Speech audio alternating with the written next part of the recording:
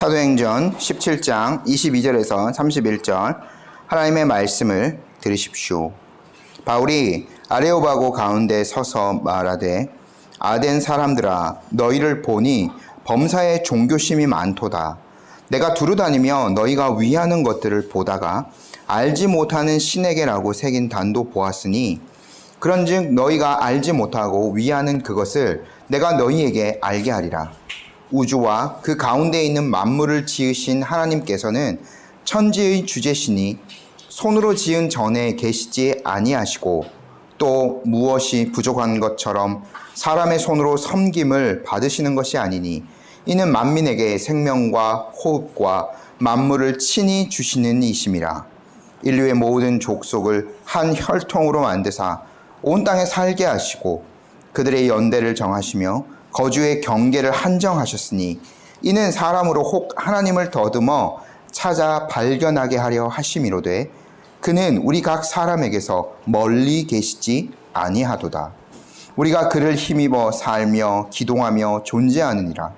너희 시인 중 어떤 사람들의 말과 같이 우리가 그의 소생이라 하니 이와 같이 하나님이 의 소생이 되었은즉 하나님을 금이나 은이나 돌에다 사람의 기술과 고안으로 새긴 것들과 같이 여길 것이 아니니라. 알지 못하는 시대에는 하나님이 간과하셨거니와 이제는 어디든지 사람에게 다 명하사 회개하라 하셨으니 이는 정하신 사람으로 하여금 천하를 공의로 심판할 날을 작정하시고 이에 그를 죽은 자 가운데서 다시 살리신 것으로 모든 사람에게 믿을 만한 증거를 주셨음이니라 하니라.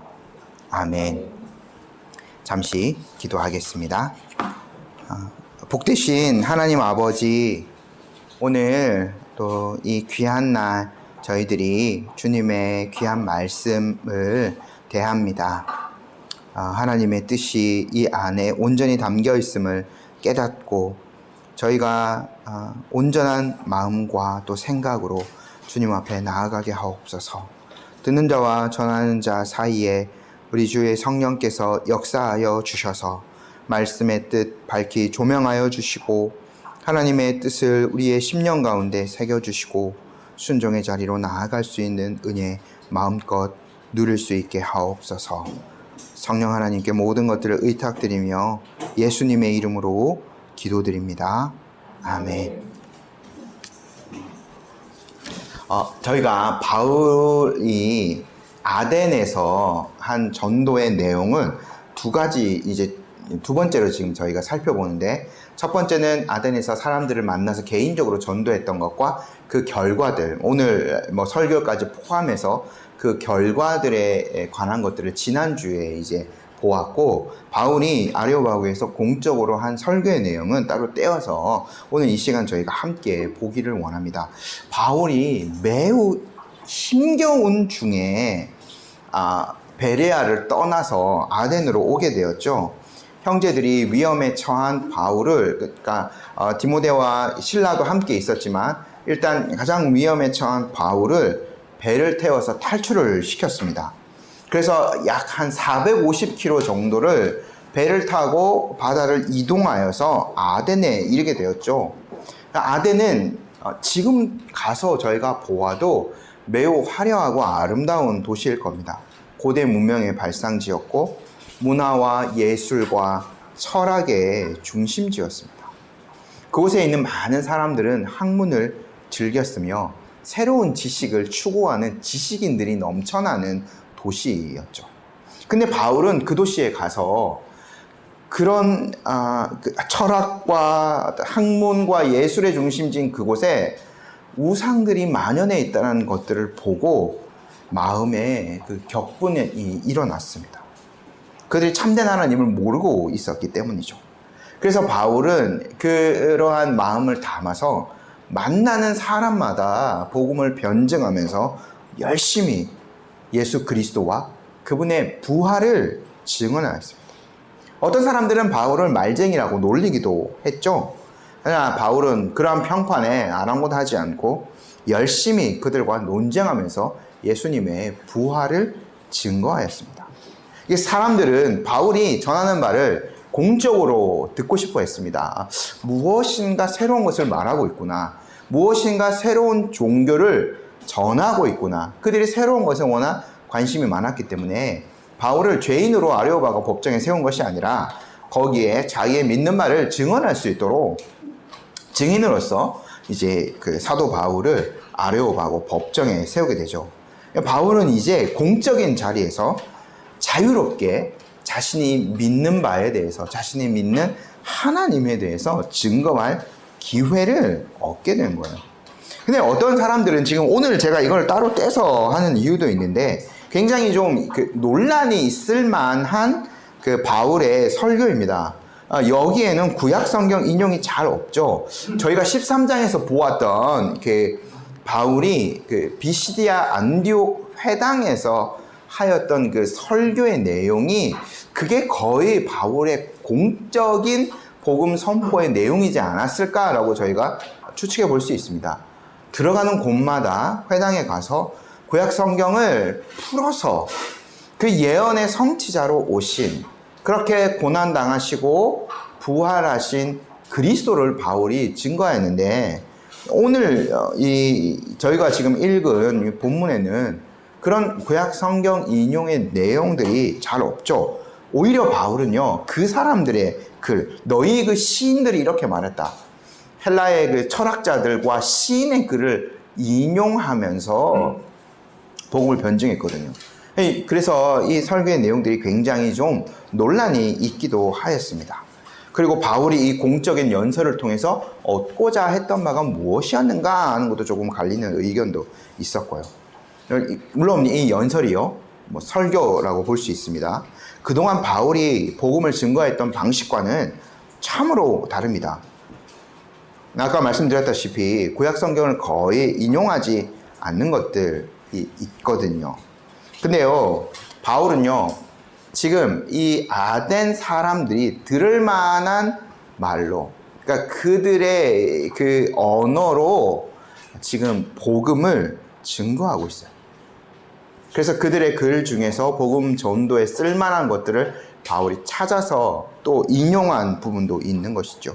하지만 내용들을 찬찬히 뜯어 살펴보면 바울은요, 하나님에 대한 지식과 그 복음의 내용을 하나하나 지금 이들의 언어로서 다 표현하고 있는 겁니다. 바울은요, 우주와 만물을 지으신 하나님을 증언했고요. 또 하나님이 지으신 만물 중에 가장 뛰어난 피조물인 인간에 대해서 이야기합니다. 그리고 그 인간에게 하나님께서 명령하신 것, 회개하라 하신 것들도 바울이 명확하게 언급하고 있죠. 그리고요, 그것으로 말미암아 하나님의 심판이 분명히 있을 것을 바울이 말하고 있습니다. 또 그 심판의 주체자가 누구인가? 첫 번째로 부활하신 그 예수 그리스도, 그분께서 심판의 주체자가 되신다는 것들도 바울이 증거하고 있거든요. 모든 인류의 부활이 있은 다음에 그런 심판대 앞에 모두가 다 설 것이다 라고 바울이 증언하고 있습니다.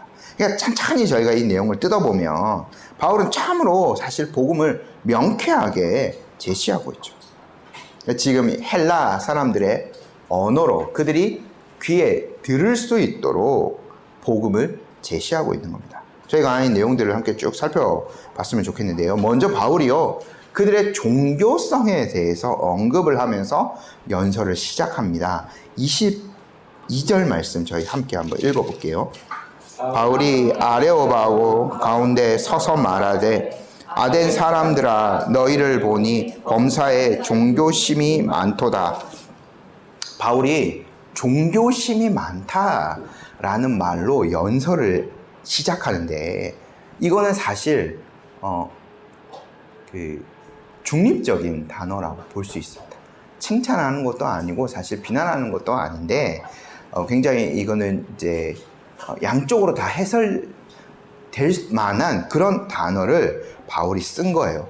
만약에 이 종교심이 많다라는 이 단어를요, 긍정적으로 이해한다면 너희들은 신을 참으로 두려워하는 사람들이구나 라고 해설할 수 있습니다. 제가 그때 좀 한번 말씀드렸는데 요즘 새 한글 성경 그 성서공회에서 새롭게 이제 번역하고 있는 새 한글 성경을 이제 조금 이제 설교 때마다 참고하는데 새 한글 성경은 바울이 말한 종교심이라는 것을 약간은 긍정적인 의미를 넣어서 그들은 신을 두려워하는 사람들이라는 것으로 좀 번역해 놓았거든요.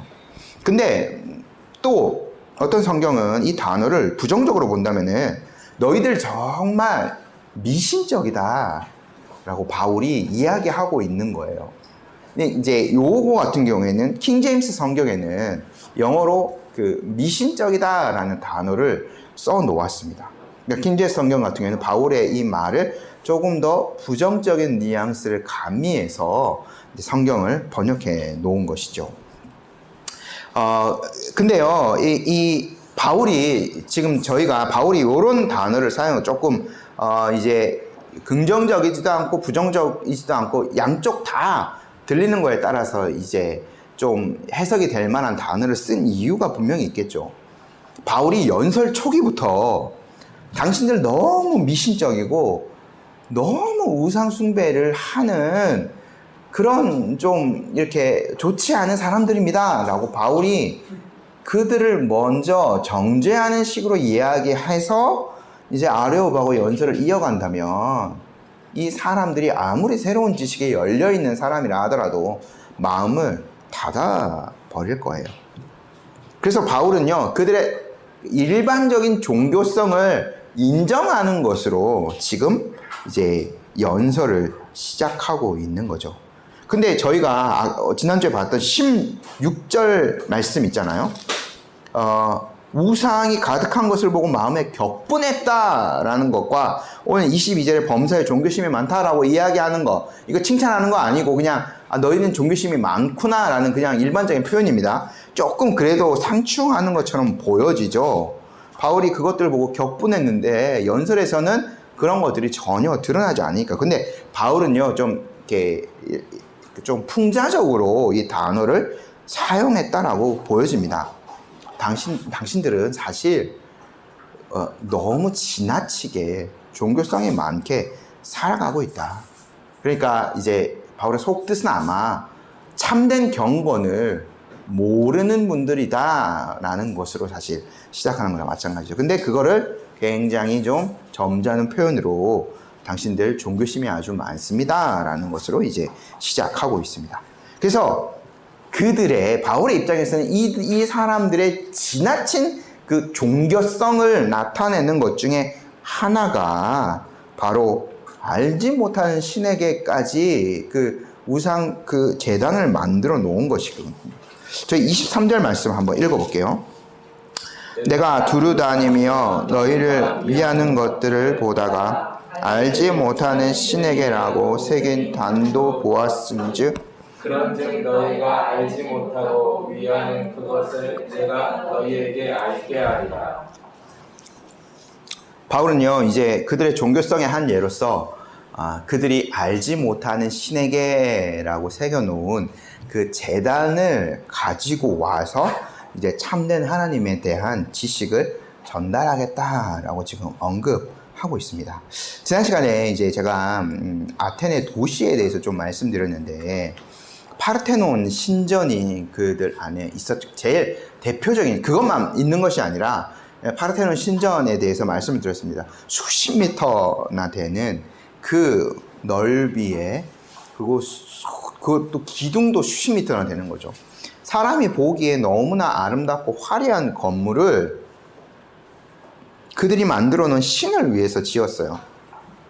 지혜의 여신, 그리스 로마 신화에는 제우스의 딸이라고 알려진 그 아테나 여신을 위하여서 그 파르테논 신전을 그들이 지었던 거죠. 아마 이것 말고도 그 신화에 나오는 여러 신들을 모시는 신전이 도시 곳곳에 있었던 것 같습니다. 그러니까 이 사람들은요, 그 신전들을 여러 개 세워놓는 것들을 이제 해서도 모자라가지고, 그러니까 말씀드렸다시피 아테네는 지혜의 신이에요. 또 힘을 상징하는 헤라클레스 같은 그런 신도 있죠. 모든 신들을 다 만들어 놓은 거예요. 그래서 도시 전체가 빼곡히 신전으로 가득 찬 거죠. 근데 이 사람들의 입장에서 혹시나 우리가 모르는 신, 빼먹은 신도 있지 않을까 해서 따로 신전을 하나 만들어 놓았어요. 거기에는 알지 못하는 신에게라는 것까지 이제 만들어 놓은 거죠. 바울이 일반적인 종교성에 대해서 얘기했는데, 일반적인 종교성을 많이 가진 그런 사람들은 실상은 자기의 유익을 위해서 뭐든지 다 섬기는 사람들입니다. 땅, 하늘, 바다, 강, 자신의 유익을 위해서는 모든 그런 신들을 다 만들어 놓고 섬기는 거죠. 그 신들 중에 어떤 신이라도 하나 나에게 복을 주면 괜찮다라고 생각하는 거예요. 근데 이 지금 아덴 사람들은요, 그 인간의 그 지혜에 의해서 자기들 굉장히 그 발전된 그 이성에 의해서 생각해 놓은 모든 신전들을 다 만들어 놓고, 혹시나 또 우리가 실수를 했다던가 우리가 알지 못하는 어떤 동양의 어느 지역이라든 이런 모르는 그런 신도 있을까봐 알지 못하는 신에게까지 그 바치는 제단 만들어 놓은 거죠. 그러니까 자기들이 아는 모든 신들을 위한 신전을 만들어 놓고 모르는 신을 위한 신전까지 만들어 놓았으니까 이들의 생각에는 우리는 모든 신들을 다 잘 섬기고 있다라고 생각했을지 몰라요. 완벽하게 다 되잖아요. 아는 신들 다 만들어 놓은 거고 모르는 신을 위한 것까지 만들어 놓았으니까 이 세상에 존재하는 모든 신이라는 신을 우리가 잘 섬기고 있다라고 생각했을지도 모릅니다. 근데 바울은요, 그 제단의 이름을 빌어서 그들이 알지 못하는 그 신인 참된 하나님에 대해서 이제 증거를 하려고 합니다.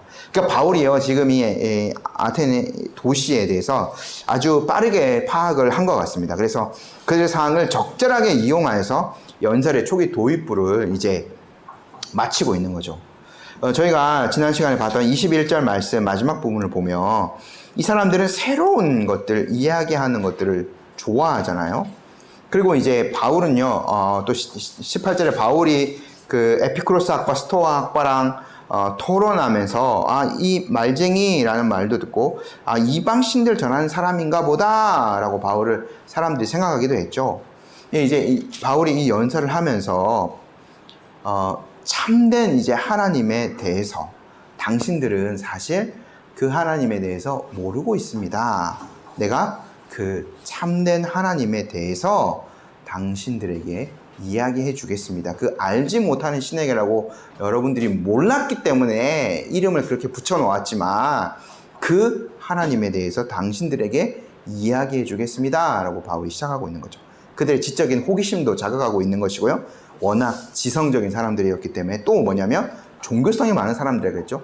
그들의 종교성까지 자극하면서 바울이 이제 그들을 참된 하나님께로 이끌어가고 있는 거예요. 이제 바울이요, 본격적으로 참된 하나님에 대해서 그들에게 전하는데, 저희가 24절, 25절 보기 전에 우리가 이 바울의 지금 이 말은요, 잘 우리도 인식해야 될 필요가 있는 말이에요. 우리가 믿는 하나님에 대해서 생각을 할 때에 어떤 관점으로 하나님을 인식할 것인가, 이 관점을 아주 잘 정립해야 합니다. 우리가 먼저 이제 그 하나님에 대한 어떤 인식의 주체다라고 생각하면 사실 우리가 참된 하나님을 믿으면서도 우리 자신의 관점이 너무나 투영된 하나님을 이렇게 믿는다라고 말할 수 있거든요. 그러니까 그 계시의 관점에서 우리가 하나님을 파악해야 한다는 거죠. 우리가 먼저 생각할 때에, 하나님에 대해 생각할 때에 하나님은요, 만들어진 존재가 결코 아니라는 겁니다. 지금 저희가 보고 있는 것들, 자연도 마찬가지고요. 이 아파트 건물은 말할 것도 없고요. 다 사실 우리 눈에 보여지는 것들이 만들어진 것이죠. 우주도 마찬가지입니다. 그 넓은 우주, 저절로 존재하는 것이 아니라 하나님께서 그것들을 만드신 거죠. 그러니까 하나님은요, 스스로 그냥 계시는 분이에요. 인간의 지성에 의해서 하나님이란 존재, 신이라는 존재를 생각해서 고안해내거나 아니면 인간이 우리가 더 나은 삶을 살기 위해서는 생각해보니까 어떤 절대자가 있어야 되겠네. 그래서 뭐라도 우리가 만들어 놓자 라고 해서 어떤 하나님이라는 존재를, 신이라는 존재를 만들어 놓는 게 결코 아닙니다. 하나님은 그냥 존재하고 계셨던 분이에요. 그리고 그 하나님은 자신의 영광을 위하여서 이제 세상을 창조하시고 특별히 인간을 창조하신 하나님이신 거죠. 바울이 지금 24, 25절에 그걸 얘기하고 있거든요. 우리도 하나님에 대해서 인식할 때 그런 관점을 먼저 가지고 있어야 돼요. 한번 읽어볼게요. 24, 25절입니다. 우주와 그 가운데에 있는 만물을 지으신 하나님께서는 천지의 주제이시니 손으로 지은 전에 계시지 아니하시고 또 무엇이 부족한 것처럼 사람의 손으로 섬김을 받으시는 것이 아니니 이는 만민에게 생명과 호흡과 만물을 친히 주시는 이심이라. 지금 이 아레오바고에서 바울의 연설을 듣고 있는 이 많은 헬라 사람들은요, 신전을 만들어 놓고 신이 그 신전 안에 거한다고 생각하고 있는 사람들인 거예요. 그러니까 사실 신을 고안해낸 것이 인간인 거죠. 그들의 관점에서 본다면 신을 만들어낸 것은 인간의 이성이고 그것들을 조각한 인간의 기술이에요. 그게 신을 만들어낸 거죠. 그렇게 만들어낸 신을 신전 안에 가둬놓고 다시 그것들을 이제 섬기고 있는 거죠. 바울은 그것들을 정면으로 거부하면서 하나님은 사람의 손으로 만든 분이 결코 아니다. 하나님은 모든 만물을 지으신 분이시다라는 것들을 이야기합니다. 그분은 우리가 믿는 하나님은 어떤 분이세요? 바울이 구약 성경 창세기 1장 1절 이야기하지 않지만 하나님이 빛이 있으라 하니까 빛이 있었죠. 하나님은 아무것도 없는 것에서 모든 것을 만드신 분이세요. 하나님은 창조주시고 또 그것을 지금도 모든 자신의 섭리로 운행하고 계신 분이시죠. 바울의 표현에 따르면 만민에게 그 25절 마지막에 생명과 호흡과 그들에게 필요한 만물을 친히 주시는 분이세요. 필요에 의해서 인간이 만든 존재가 아니라 하나님은 존재하고 그냥 우리가 알지 못하는 그게 영원이라는 시간이죠. 그때부터 존재하고 계셨던 분이고 그가 세상 만물을 만드시고 지금도 필요한 모든 것들 우리가 지금 숨쉬고 살아가는 일까지 다 하나님이 주시는 것이다 라고 이야기하고 있는 거죠. 근데 왜 이 헬라 사람들은 그들의 지식으로 신을 만들어 조각해서 그들을 신전 안에 가두었을까요? 그러니까 25절에 저희가 초반부를 보면 무엇이 부족한 것처럼 사람의 손으로 섬김을 받는 존재로 이 사람들은 신을 만들어 놓은 거죠. 근데 그걸 많이 만들어 놓고 자기들이 많이 가서 그것들에 대해서 종교적인 의식을 치르면 그 신이 더 능력이 있어 보이고 정말 무엇인가를 할 수 있을 것이다 라는 생각들을 하고 있었던 거예요. 이게 완벽한 예는 되지 않을 수도 있습니다만 한번 들어보십시오. 제가 자란 고향 대구에 갓바위라는 곳이 있습니다. 팔공산에 유명한 데인데요. 갓바위는 그냥 이제 불상이라고 볼 수 있는데 갓을 쓰고 있어요. 옛날에 이제 갓 쓴 사람은 공직에 있는 사람들이니까 뭐 그런 시험을 준비하거나 특별히 이제 그 수능을 그러니까 갓이 이제 공부 잘하는 사람을 생각해서 수능을 이제 치려고 하는 사람들이 거기에 많이 갑니다. 지금 이제 뭐 7월 달이니까 뭐 3, 4개월 이제 남은 수능 때문에 많이 지금 사람들 가죠. 특별히 그게 재밌는 게 또 뭐냐면 그 갓바위가 그 방향이 부산 쪽이다. 그래서 부산의 그런 경남 지역 이런 데서 사람들이 많이 와요. 거기. 그래서 뭐요? 아, 우리 자녀들 수능 잘 보게 달라고, 우리 자녀들 공직에 진출해야 되니까 그거 잘 하게 해달라고 그 앞에서 막 빕니다. 근데 그 바위가 무슨 능력이 있나요? 사실 아무 능력이 없어요. 그냥 깎아놓은 돌덩이일 뿐인 거죠. 근데요, 사람들이 거기에 막 무엇인가를 빕니다. 그래서 많은 어떤 소문이 나니까 많은 사람들이 거기에 이제 계속 몰려들게 되는 거죠. 사람이 많이 몰려들면요, 제가 생각할 때는 그 중에 대다수는 수능을 뭐 그냥 잘 못 볼 것 같아요. 근데요, 그 중에서 정말 어쩌다가 몇몇 사람들은 그렇게 한 것과 우리 자녀가 또 뭐가 잘 맞아서 수능을 잘 본 사람들이 가끔씩 몇몇은 나옵니다. 워낙 사람들이 많이 몰려들기 때문에요. 그래서 뭐요? 사람들은 또 그것만 보는 거죠. 그래서 어떤 사람은 그 갓바위에 갔더니 갑자기 수능을 잘 보게 되었다. 사실은 다른 원인인데, 다른 원인들이 더 있는데, 공부했던 그것이 이제 나중에 수능 때 나타나는 것일 수도 있고, 다른 원인들이 있는데, 갓바위 가서 수능 잘 봤다는, 사람들은 그것만 이제 생각하게 되는 거예요. 그럼 이제 그 소문이 확대되고 재생산되어서 더 많은 사람들이 몰려들게 되는 거죠. 이게 이제 사람들이 계속 우상을 찾게 되는 이유인 거예요. 자, 우리가 아덴을 다시 돌아가서 한번 생각해 봅시다. 아덴 사람들이 신전을 엄청난 크기로 아주 그냥 사람이 그걸 보면 위압감을 느낄 만하게 신전을 지어 놓았어요. 그곳에 가면 종교심이 없던 사람도 종교심이 생길 만큼 그 압도당할 만한 곳으로 지어 놨어요. 사람들이 와서 그걸 보겠죠. 감탄합니다. 그리고 그 위압감 앞에 자연스럽게 일반적인, 우리의 경건함이 아니라 일반적인 어떤 종교성에서 나오는 그 경건함이 들어요. 그래서 거기에서 이제 막 경배를 드리는 거죠.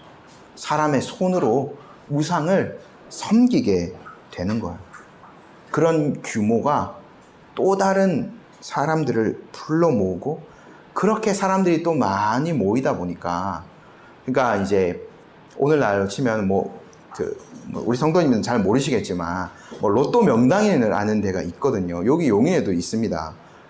저쪽 그 경부고속도로 가는 길에 보면 거기는 항상 차선 하나를 거의 막아 놓을 만큼 차가 있어요. 왜 그게 되었나? 사람들이 그렇게 몰려드니까 거기에서 그 확률, 사실 그게 확률입니다. 수학 확률이에요. 근데 많이 몰려드니까 많은 당첨자가 나옵니다. 그게 또 사람들을 불러 모으게 되는 거죠. 우상숭배가 사실은 그런 거예요. 이렇게 해서 더 많은 사람들을 불러 모으고 더 많이 이제 손으로 지은 그것들을 경배하게 만드는 거죠. 근데요, 25절 말씀, 바울은요, 하나님에 대해서, 참된 하나님에 대해서 뭐라고 말하고 있나요? 하나님은 천지의 주권자이세요. 그래서 무엇이 부족한 것처럼 사람이 그렇게 와서 경배하고 섬기고 막 이렇게 그래야 될 분이 아니시라는 거죠. 제가 3월 달에 아마 설교를 드리면서 하나님의 그 자충족성에 대해서 좀 어려운 신학적 용어일 수도 있지만 그거에 대해서 말씀을 드린 적이 있습니다. 하나님은요, 뭔가 부족함이 하나도 없으신 분이라는 거죠. 하나님은 모든 영광의 본체이세요. 그래서 누가 하나님을 예배하고 하나님께 예물을 드리지 않아도 사실 하나님은 가장 영광스러운 존재이세요. 하나님은 그냥 하나님 홀로 영광스러운 분이십니다. 삼위일체 하나님이 왜요? 삼위일체 하나님께서 그 삼위일체 하나님 간에 무한한 기쁨과 사랑과 교제를 누리시기 때문에 그를 통해서 무한한 영광이 드러나는 거죠. 전혀 하나님은 부족함이 없으세요. 우리 그런 하나님을 믿고 있는 거죠. 그러니까 이 헬라 사람이 믿는 신들과 성경이 말하는 하나님, 참된 하나님은 너무나 사실 다른 겁니다. 칼빈은요, 이렇게 이 구절을 해설해요. 이거 한번 들어봐 주십시오. 하나님은 하늘과 땅의 주인이시기에 하나님께서 필요로 하시는 것은 아무것도 없으며 하나님은 사람에게 생명과 호흡을 주심으로 사람으로부터 아무것도 받으실 수가 없다는 것이다. 사람이 모든 좋은 것을 아무리 아무것도 갖고 있지 않고 하나님의 은혜로운 사랑을 떠나서는 아무것도 가질 수 없다면 스스로 무엇을 가질 수 있겠는가? 그렇다. 하나님의 순전한 은혜에 의하지 않고는 사람은 아무것도 아닌 존재다. 사람이 의지하고 살아가는 성령님을 하나님께서 거두어 가신다면 사람은 곧 아무것도 아닌 상태로 돌아가지 않을 수가 없기 때문이다. 이 사실을 볼 때 만일 사람이 자기 자신의 손으로 하나님께 어떤 것을 가지고 예배하러 온다면 무분별할 뿐만 아니라 지나치게 교만하게 될 것이다. 헬라 사람들은 자기가 만든 신이기 때문에 자기가 신을 위해서 무엇인가를 할 수 있다고 생각하는 거예요. 이렇게 막 종교성을 가지고 지성 드리고 신전 만들어 놓고 한 것을 통해서 자기가 무엇인가를 할 수 있다는 그런 생각을 가졌던 거죠. 당연히 그럴 수 있습니다. 왜냐하면 다 자기들이 만들어 놓은 것이기 때문에.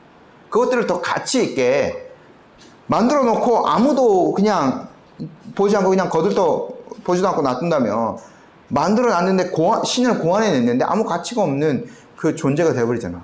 근데 그걸 만들어 놓고 가서 열심히 뭔가를 하는 거예요. 그러면 더 가치 있는 존재를 돋보이게 되는 거죠. 그러면 그럴수록 그걸 만드는 사실 인간이 더 돋보이게 되는 거나 마찬가지고. 참된 하나님께는 그런 것이 없습니다. 하나님은 스스로 모든 영광을 가지고 계신 분이기 때문에 그런 거죠. 이 점 우리가 잘 생각해야 됩니다. 사실 예배 시간은 마찬가지죠. 우리가 예배를 드리고 기도하고 헌금 드리는 거, 우리가 하나님의 영광을 위하여서 무엇인가 더 하나님께 보탤 수 있다 이런 생각으로 예배 드리는 거 아니죠. 우리는요 영광스러운 하나님, 모든 영광의 본체이신 그 하나님의 영광을, 예수 그리스도를 통하여서 그 영광을 맛본 자들입니다. 그렇기 때문에 마땅히 하나님 앞에 합당한 영광을 돌려드릴 뿐이에요. 우리가 드리는 것들이 하나님의 영광에 또 보탬이 된다는 것이 아니라 하나님은 그렇게 우리가 가진 모든 것들을 드릴 수밖에 없는 분이기 때문에 하나님께 예배와 모든 것들을 우리는 드리는 것이죠. 바울이 계속해서요 이제 하나님의 사역을 설명합니다. 하나님은요 모든 인류를 한 그 혈통으로 만드셔서 온 땅에 이제 흩어져서 살게 하셨습니다. 26절 말씀 한번 읽어볼게요. 인류의 모든 족속을 한 혈통으로 만드사 온 땅에 살게 하시고 그들의 연대를 정하시며 거주의 경계를 한정하셨으니. 하나님께서, 바울이 아담 언급 안 하지만 하나님께서는 첫사람 아담을 만드셨죠. 모든 인류가 그의 후손으로서 온 지면에 흩어져 살도록 하나님이 정하셨어요. 그렇게 하나님은요 그들의 연대를 정하시고 거주의 경계도 한정하셨습니다. 하나님께서 각 민족의 태동과 역사와 현재 그들의 삶을 살아가는 모든 것들을 주관하셨다는 거죠. 그런데 하나님께서 이렇게 각 민족의 역사를 주관하신 목적이 있습니다. 27절 저희 한번 읽어볼게요. 이는 사람으로 혹 하나님을 더듬어 찾아 발견하게 하려 하심이로되 그는 우리 각 사람에게서 멀리 계시지 아니하도다. 멀리 계시지 않은 하나님은 인간들이 하나님을 더듬어 보고 찾아낼 수 있게 하셨습니다. 바울이 이를 로마서 1장을 통해서도 이야기하고 있고요. 우리가 그냥 자연을 생각해 봐도 우리가 누리는 것들 아무것도 없죠. 오늘 집사님 그렇게 기도하셨는데 주셨던 것들, 우리가 살아갈 수 있는 모든 환경들 우리가 노력하지 않았는데 사실 거의 거저 그대로 우리가 받은 거예요. 하나님이 그렇게 해주신 거예요. 각 민족들을 위해서 정해놓은 거주지를 설정해 주시고 그들이 살아갈 수 있는 모든 환경들을 그들에게 주셨다니까요. 그래서 우리에게는 이러한 환경들을 주셔서 이렇게 맞춰서 살아갈 수 있게 해주시고, 아프리카에 사는 사람들은 그에 맞게 피부 색깔도 그렇게 주셔서 하나님이 그 안에서 살아갈 수 있게 주신 거죠. 그 모든 것들이 하나님이 그들을 돌보셨다는 거예요. 저희 같은 사람들이 그 환경에 처해져 있다? 이런 피부로는 그런 강렬한 태양 맞서 할 수 없습니다. 그 하나님이 그 민족을 거기에 살게 해주시고 거주지를 한정해 주셨기 때문에 그런 척박한 땅에서도 살아갈 수 있는 거죠. 저희도 마찬가지인 거예요. 헬라 사람들은요, 인간의 존재에 대해서 끊임없이 탐구했어요. 인간의 그 존재가 세상의 기원이 무엇인가, 어떤 그 세상의 첫 번째 기원이 무엇인가, 그래서 뭐 물, 바람, 불 이렇게 얘기하는 사람도 있고, 그것에 대해서 끊임없이 인간의 존재를 탐구했던 사람이에요. 근데요, 그 탐구로 알아낼 수 있는 것이 있어요. 왜냐면은 우리가 인간만 그냥 쫙 연구해봐도 공통적인 특성이 분명히 있거든요. 인간의 그 보편적인 인간성이 존재합니다. 뭐요? 인간에게는 양심이 있습니다. 하나님께서 주신 거죠. 그래서요, 인간이 인간성의 상실 때문에 이 지상에서 멸망하는 것은 없어요. 인간성이 상실돼서 정말 인간이 괴물처럼 되어서 동물처럼 되어서 본능적으로 살아가고 약육강식으로 살아가고, 우리 이 중에서 강한 사람 아무도 없잖아요. 우리 아무도 살아가지 못할 거예요. 그런데 물론 하나님께서 이렇게 거주지 정했다는 것은 바울이 이 안에 다 그런 것들도 포함하고 있을 건데, 나라를 만들어 주시고 했던 것들, 법과 질서가, 통치 질서가 다스리게 한 거죠. 그래서 범죄한 사람들, 일반적으로 범죄한 사람들 법에 의해서 통제받도록 다 하나님께서 그렇게 해 주신 거죠. 또 그거보다 더 원천적으로는 뭐예요? 인간의 마음 안에 살인이 나쁜 것들, 남의 것을 훔치는 것에 대한 어떤 거리끼는 마음들, 이런 것들을 다 하나님께서 심어 주신 거죠. 보편적인 그 인간성이 다 있습니다. 지금 헬라 사람들은 그것들을 계속 탐구했던 사람들이니까요. 그 철학을 추구하면서 자연과 또 인간을 그들이 탐구하였지만, 근데 이 사람들은 하나님을, 참된 하나님을 찾지 못했어요. 그 인간성, 보편적인 인간성까지는 그들이 말할 수 있었지만, 그러나 결코 가까이 계시는 참된 하나님을 발견하지 못했어요. 오히려 그들은 자기의 죄 때문에 눈이 가리워져서 그들을 위한 신들을 부어 만들 뿐이었죠. 그것들을 섬기고 있을 뿐이었어요. 우리는요, 이 사람들만큼 똑똑하지 않을지 몰라요. 이 에피쿠로스 학파, 스토아 학파처럼 우리가 뭐 많이 사고하고 똑똑하지 않을지 모릅니다. 그러나 우리가 예수 그리스도를 통하여서, 또 하나님께서 우리에게 주신 이 성경 말씀을 통하여서 참된 하나님을 명확하게 이해하고 바르게 하나님을 믿고 하나님을 예배할 수 있어요. 이것이 얼마나 놀라운 은혜입니까? 바울은 계속해서요, 그 사람들의 그 말들, 이 바울의 그 논증을 뒷받침해 줄 만한 그 사람들의 작품들, 헬라 사람들의 작품들, 그들의 시, 이런 것들을 인용하거든요. 28절 저희가 함께 읽어볼게요. 우리가 그를 힘입어 살며 기동하며 존재하느니라. 너희 시인 중 어떤 사람들의 말과 같이 우리가 그의 소생이라 하니. 자료를 찾아보면 우리가 그를 힘입어 살며 기동하며 존재하느니라 라는 요 앞에 구절은요, 주전 약 한 600년경에 그 크레타 섬 출신의 시인인 에피메니데스의 글을 바울이 인용한 것이라고 합니다. 지금 28절 요는 두 구절을 인용하는데, 또 두 번째는 우리가 그의 소생이라 라는 구절은 주전 310년에 바울이 그 길리기아 다소 출신이지 않습니까? 그 같은 지역 출신인 길리기아에서 출생한 아라투스라는 사람이 파이노메나라는 그 시에서 쓴 구절을 바울이 인용한 것이라고 해요. 근데 요 두 부분에서 놀랍게도 그 제우스, 이 두 사람들이 제우스를 이렇게 말하는데, 제우스가 최고의 그 존재, 스토아 학파의 어떤 그 철학의 그 최고봉, 이런 존재로 간주된다고 하거든요. 그러니까 이제 바울은요, 그 두 시인, 두 사람, 철학자이고 또 시인이었던 에피메니데스와 아라투스라는 사람의 글들을 인용하여서 하나님의 사역을 설명합니다. 우리가 그를 힘입어 살며 기도한다. 인간은요, 하나님의 기대어서 살 수밖에 없는 존재이다 라는 것들을 이야기합니다. 또 우리가 그의 소생이다. 우리가 그의 지은 바이다. 바울이 하나님의 이 에베소서 2장 10절 말씀처럼 이야기하지는 않지만 그 글들을 인용하여서 참된 하나님의 사역을 이야기하고 있는 거죠. 제우스를 이제 의미하는 것들이 그 뉘앙스는 그 뒤에 있지만, 그러나 바울이 결코 제우스라는 존재를 하나님과 동일하게 지금 하는 것으로 표현하는 것은 아닙니다. 왜냐하면 그 앞에서 참된 하나님에 대해서 다 이미 이야기했죠. 24, 25절을. 사실 제우스도 손으로 지은 전에 존재하는 그런 신이나 마찬가지죠. 그 때문에 같은 것으로 제시한 것은 아니지만, 그러나 그들의 말을 인용하여서 하나님의 사역을 이제 그들에게 제시한 겁니다. 그렇게 이 시인들의 표현에 또 마찬가지로 하나님은 창조주이시고 만민에게 생명과 호흡 주시는 분이십니다. 그분은 천지의 주제이시고 각 민족과 개인을 다스리시는 분인 거죠.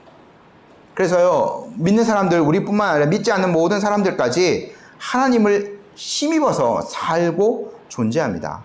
믿지 않는 사람들이 그냥 자기의 마음대로 사는 것 같지만, 그러나 하나님이 그 호흡을 걷어가시면 그대로 그냥 땅에서 그 존재는 소멸되고 마는 거죠. 모든 사람이 다 하나님을 힘입어서 살며 움직이고 존재합니다. 그러므로 그런 하나님을요, 어떻게 인간이 만든 어떤 형상으로 가둬둘 수 있겠습니까? 바울이 그 얘기합니다. 29절이요. 읽어볼게요.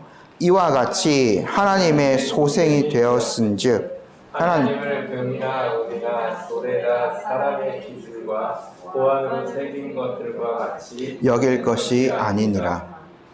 인간은 하나님의 소생입니다. 하나님이 만드신 말. 하나님은 인간을 생명력이 없는 단순한 물질로 만드시지 않았어요. 금이나 돌이나 새긴 것들, 그런 것들로 하나님 만드시지 않으셨죠. 왜냐하면 자신의 형상을 따라서 인간을 지었기 때문에. 그런 것들보다, 호흡이 없는 것들보다 훨씬 더 귀하고 위대한 존재로 인간을 창조하셨어요. 그런데 아단 사람들은 그 가치 없는 것들에다가 사람의 생각으로 만든 것들을 만들어서 새겨서 그것들을 신이라고 부르면서 섬기고 있는 거예요.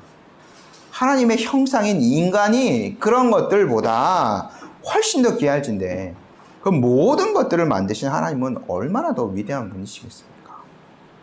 결코 그 안에다가 하나님을 가두어 둘 수는 없는 거죠. 바울이 지금 사실 이 모든 지금 29절까지의 연설들을 통해서 이 얘기를 듣고 있던 헬라 사람들의 세계관들을 완전히 지금 다 뒤집어 놓고 있는 거예요. 그러면서 바울이 설교의 결론을 내리죠. 하나님께서는 모든 인간에 대한 심판을 행하시는 분이시기 때문에 이제는 당신들도 회개해야 된다라는 것들을 강조해요. 30절 말씀 한번 읽어볼게요.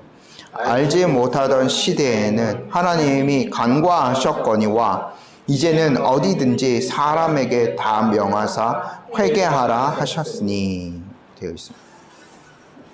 바울이 알지 못하는 시대에 하나님께서 그냥 넘어가 주셨다 언급합니다. 하지만 이제는 복음이 전파되었기 때문에 반드시 회개된다라고 했어요.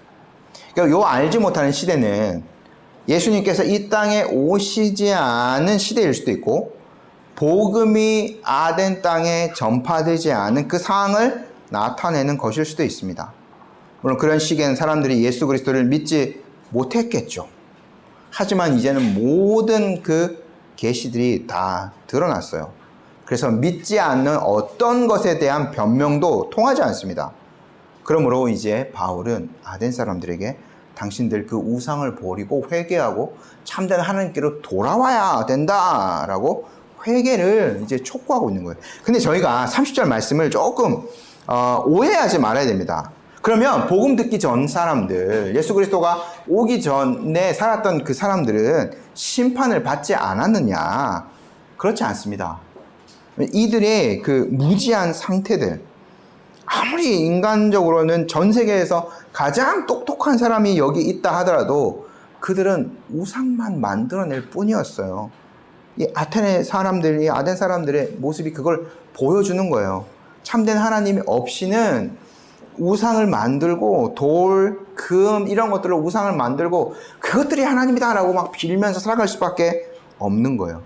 사실 그것이 하나님의 심판의 증거인 거죠. 그런데요, 모든 사람들이 피하지 못할 심판이 반드시 올 겁니다. 하나님은 모든 사람을 공의로 심판할 날을 이미 잡아두셨어요. 31절 말씀 함께 읽어볼게요. 이는 정하신 사람으로 하여금 천하를 공의로 심판할 날을 작정하시고 이에 그를 죽은 자 가운데서 다시 살리신 것으로 모든 사람에게 믿을 만한 증거를 주셨음이니라 하니라. 아멘. 하나님께서는 모든 만물의 창조자가 되십니다. 바울이 그것들을 계속 증언하였죠. 그렇기 때문에 하나님은 만물의 심판자도 되시는 거예요. 그래서 하나님은요, 정하신 사람으로 세상을 공의로 심판할 날을 작정하셨어요. 누구를 정해요? 하나님은 그리스도를 통하여서 그 세상을 심판하실 것입니다. 요한복음 5장에 예수님께서 이렇게 말씀하셨죠. 그래서 아버지께서 자기 속에 생명이 있음 같이 아들에게도 생명을 주고 그 속에 있게 하셨고 또 인자됨으로 말미암아 심판하는 권한을 주셨느니라. 마지막 날의 최종적인 심판은 누가 하시는가? 하나님의 정하신 자인 예수 그리스도께서 행하십니다. 그를 믿는 자는 영생으로 들이시고 믿지 않는 자는 영벌에 들어가게 하실 거예요. 그걸요 어떻게 하나님이 확정하셨는가? 하나님께서 그리스도를 죽은 자 가운데서 다시 살리셔서 부활의 첫 열매가 되게 하셔서 모든 사람들이 그 심판하는 권세를 믿을 만한 증거를 제시해 주셨죠. 그러면 어떤 사람도 그 심판을 피해갈 수 없습니다. 그래서 회개해야 되는 거죠. 바울의 메시지요. 제가 결론을 맺겠습니다. 바울의 메시지 언뜻 보면 좀 어려운 것 같아 보일 수도 있지만 그러나 실상을 보면 아주 명쾌하게 바울이 복음을 전하고 있죠. 모든 것의 주인 되신 하나님께서는 인간에게 복을 주시고 복음을 주시고 그리스도를 믿는 자들이 영원한 심판에서 건짐을 받을 수 있게 하셨습니다. 이 복음은 누구에게나 차별 없이 제시되었습니다. 그렇게 똑똑하지 않은 우리가 이 복음을 명쾌하게 이해하고 우상을 버리고 부활하신 그리스도를 믿으며 참되신 하나님을 경배한다는 것이 얼마나 큰 감사거리입니까? 이 은혜를 우리가 마음껏 누리며 살았으면 좋겠습니다. 그리고 이것들을 전하며 살았으면 좋겠어요. 바울이 이들의 지금 말로 저희가 이해하기 힘든 것은 지금 그 시대의 헬라 사람들의 관점에서 그들의 언어로 복음을 전하고 있기 때문에 저희에게는 좀 어려울 수가 있는 거죠. 그러나 이걸 듣는 사람들은 전혀 바울의 말이 어렵지가 않았을 겁니다. 저희도 이 시대의 그 언어들로서 복음을 잘 담아서 많은 사람들에게 나눌 필요가 있는 거죠. 이들이 빠져 있었던 우상 숭배. 오늘날은 이런 우상 숭배에 빠진 사람들은 그렇게 많지 않을 겁니다. 근데 이런 우상 숭배들 어떻게 보면 이런 예전 시대에 벌써 한 2000년 전 시대의 사회의 사람들 그런 사람들에게만 또 지식이 좀 부족한 사람들이 우상을 만들어 섬기고 그런 건 아닙니다. 사실 알고 보면 수많은 우상들을 만들어 놓았던 이 아덴처럼 오늘날의 이 도시, 오늘날 우리의 사회에는요 더 많은 정교한 우상들이 존재합니다. 왜냐하면 우상이라는 것은 참된 하나님을 대적하는 존재이기 때문입니다. 하나님이 차지해야 될 위치를 점하고 있는 사물이나 사람들, 사상은 무엇이나 다 우상이라고 볼 수 있습니다. 바울이 골로새서죠. 거기에서 탐심이 우상 숭배라고 이야기하는데 오늘날처럼 탐심이 넘쳐나는 시대가 어디 있습니까? 또요. 이데올로기, 우리가 지금 좌우 냉전 시대를 지났지만 아직까지 이런 정신이 우리 사회를 정말 정말 지배하고 있는 것 같아요. 이데올로기 분명 우상이 될 수 있습니다. 명성, 요즘 부자 되는 것에 대해서 엄청나게 많은 것들 이야기하죠. 이런 부에 대한 갈망들, 권력, 성, 음식, 요즘 먹방들 얼마나 끔찍합니까? 사실 그거. 술, 심지어 뭐 부모님, 배우자, 자녀들, 친구들 이런 것들까지 사실은 우리에게 우상이 될 수 있습니다. 심지어 중독적인 종교 생활. 교회에 그 중독적으로 이렇게 종교 생활을 하는 사람들, 이것까지도 사실은 우상이 될 수 있어요. 고도로 지금 학문이 발전된 이 아덴에 우상들이 더 들끓었다니까요. 오늘 인간의 지식이 정말 폭발할 정도로 많이 늘어난 이 시대 가운데 사실은 인간들은 계속해서 우상들을 더 많이 만들어내고 있습니다. 칼빈이 인간의 마음이 우상의 공장이라고 했던 것은 전혀 틀린 말이 아닌 거죠. 오늘날 얼마나 많은 사람들이 이것에서 빠져서 헤어나오지 못하고 있습니까? 우리는 이 아테네보다 더 우상이 많은 도시 한가운데서 살아가고 있어요. 우리의 믿음을 더 굳건하게 붙들어야 되겠죠. 우리의 믿는 바를 더 견고하게 붙들어야 되겠죠. 또요, 바울의 마음을 우리가 품었으면 좋겠습니다. 그것들을 보고 분해하는 마음도 우리 안에 있어야 되겠고, 그렇지만 바울이 그들의 언어로 왜냐하면 왜 그런 우상을 만들고 있냐면 참된 하나님을 전혀 모르고 있기 때문에, 죄 때문에 가리워져서 회개하지 않아서 참된 하나님을 모르고 있기 때문에 그런 우상들을 계속 섬기고 있는 거죠. 마찬가지인 겁니다. 오늘날 많은 사람들이. 그래서 우리에게도 책임이 있는 거죠. 그래서 오늘날의 언어, 시대의 언어로 복음을 담아서 전하고, 교회에서 계속해서 복음을 전하고, 우리 후세들에게 이런 참된 하나님을 알아가고 참된 하나님을 경배할 수 있도록 우리가 복음을 가르쳐야 되겠죠. 이런 소명들을 저희가 잊지 않았으면 좋겠습니다. 아멘. 함께 기도하겠습니다. 하나님 아버지,